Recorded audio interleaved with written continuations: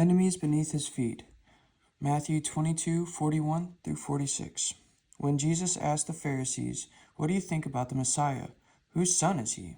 I'm going to pause there for a minute and check out what I wrote. Do you think that they were jealous of the light or potentially nervous of the change to life they knew? Do this whole thing. Possibly. They gave their usual correct but incomplete answer. He would be David's son, Isaiah 11:1 would say. I'll put it in the descriptions below. There they were trying to highlight the political, nationalistic significance of the Messiah. Strong identification of own nation and vigorous support in its interest, especially to exclusion or determinant interests of others.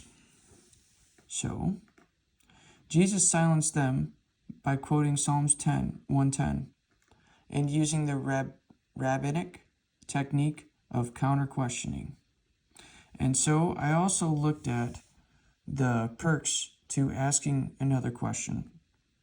And it was, well, to speak in potential disagreement, a well-placed question intrigues and perhaps helps people's response and the entertainment of another perspective.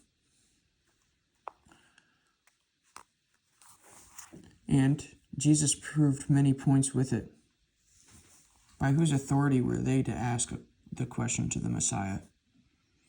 And most of the time, the question was answerable, but it was concerning the Spirit, which they had no idea, living fleshly. He did not deny that the Messiah was the son of David, but if that was the only interpretation, why would David call him my Lord? Under the Spirit's inspiration, David had clearly recognized he was inferior to the one he was describing. He always humbled himself. He never claimed a position that wasn't his, and so Pharisees might have been doing that. They definitely were headstrong. Thought a lot of themselves when really it was Jesus and the power and authority that was given to them being chosen. So it just didn't work out. The law of Moses wasn't something that everybody could follow, and they thought themselves self-righteous, following the law they knew and writing in extra and more and more. Jesus was showing the Pharisees through their own scriptures that the Messiah would be divine, the Lord. He would sit at the Father's right hand as his enemies were humbled beneath his feet, verse 44. Now, not looking how to respond and even realizing Jesus could maneuver them into denying God's authority or admitting even more about the Messiah, just knowing those things that they didn't even know within scriptures. Well, not well enough. No one dared to ask him any more questions, verse 46. Jesus' questions are timeless. We must ask ourselves, what do we think about the Messiah? And I said he's God's son. He is in the flesh. Oh man. He was a rabbi. He was the Savior. He was God's character and integrity in the flesh. There it is. I wrote so darn small. I also thought he was brilliant. With placed questions, piquing thoughts and creativity, in tune with conversation.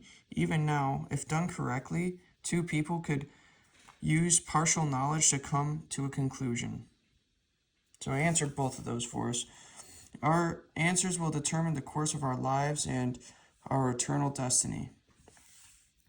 How is the Father humbling Jesus' enemies beneath his feet? Well, showing the love of the Son's operation.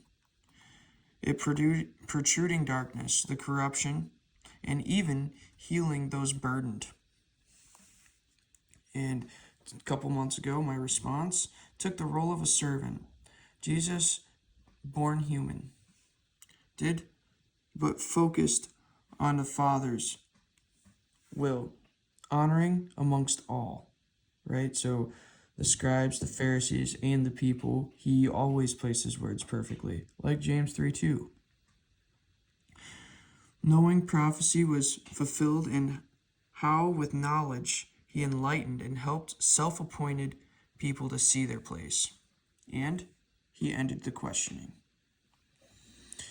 So now our enemies get placed beneath our feet because of also God's character and integrity in us and responding properly.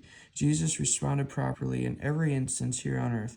And so in walking in his footsteps and responding properly, he gives us power and authority in those instances, not to be demanding, but to be pure and blameless if we speak correctly. Let's read what's over here. OT, what they had other significance circumstances. Oh, okay. Jesus brought understanding and new control. Okay, thank you for watching, fellas. Take care.